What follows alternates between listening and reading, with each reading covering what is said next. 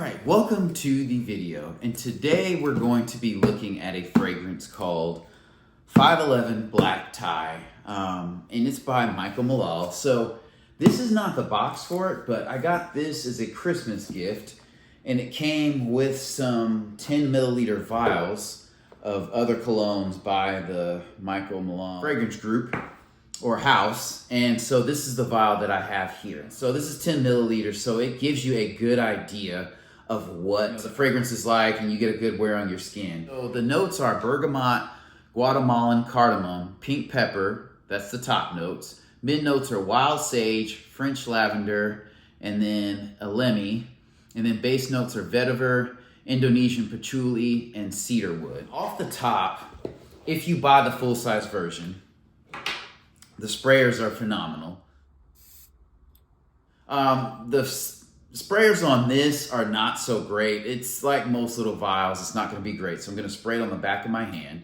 Off the top a little bit, it resembles Sauvage a little bit to me.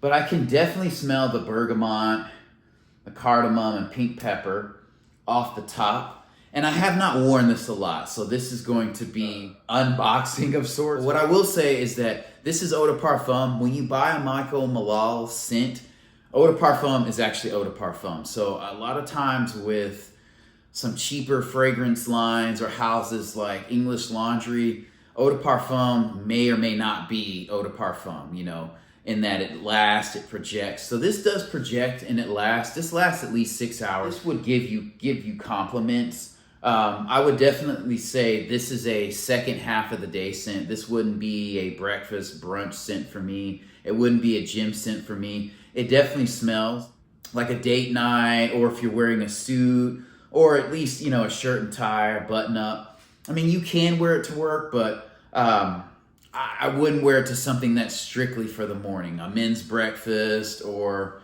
just a morning walk, running errands in the morning. I wouldn't do that. So it definitely has an upscale, luxurious feel to it, in my opinion. And like I said, I do smell all three of those top notes. The mid notes, wild sage, French lavender, elemi. I definitely smell the lavender and the sage. And I definitely smell patchouli, you know, one of the base notes. The cedarwood, it has to dry down a little bit for you to get the cedarwood. I really don't smell that off the top as much. I smell the vetiver. So to sum this scent up, I would say this, number one, it's a lasting scent. I would say probably 6 to 8 hours. And I would say you would get projection at least the first 3 hours. It smells like a fresh, formal scent is what I would say. And the website describes it. It says, black tie is a moment of excitement when your phone buzzes to show you that almost ready text. You smooth over your suit in the limousine before checking the time. If you could only have seen her face earlier today when she stumbled upon the designer shopping bag. So I'll say this, I've worn this fragrance and it does carry well. So it does dry down a little bit. It's not as punchy on the dry down. It definitely smells fresh. I would say this is more of a formal scent and something that doesn't smell old or stale. This smells fresh. It has a lively energy, you know, especially off the top. And that patchouli, to me, that patchouli keeps it, you know, lively. It never gets dull or boring to me on the dry down. I do smell the cedarwood. It smells a little bit stronger. I feel like in other scents, it's more faint as it dries down.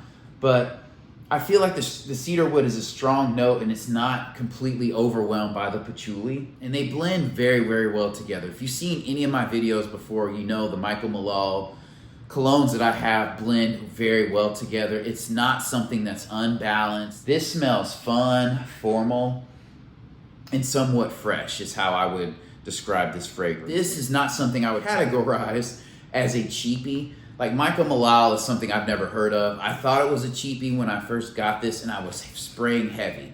And if you overspray this, you will overwhelm your guests. So, this definitely smells very masculine. I would say 4 to 5 sprays at max, and that'll do the job.